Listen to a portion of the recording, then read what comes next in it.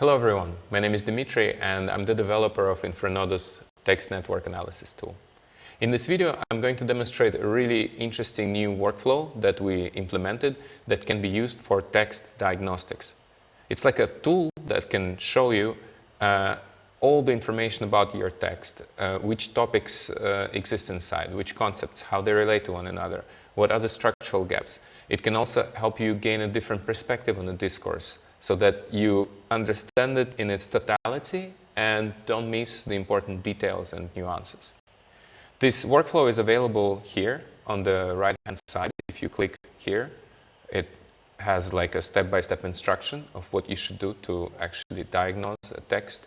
And the way that it works is that it alternates you between, in fact, 4 states.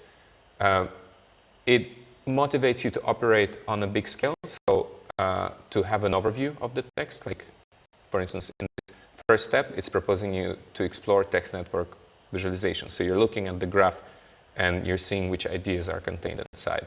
Or revealing high-level ideas. If I click here, show, it's going to show what it proposes to understand what are the main topics inside. So this is kind of like a view where you zoom out on text.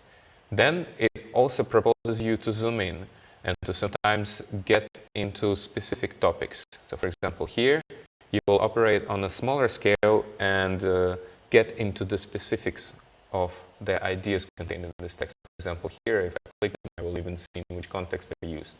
So this is also how this workflow is helping you alternate between zooming in and zooming out. Then it's also alternating between the intent of exploring something and focusing on something specific. So sometimes we go through a discourse or research by following the existing connections, but sometimes we have to make new ones.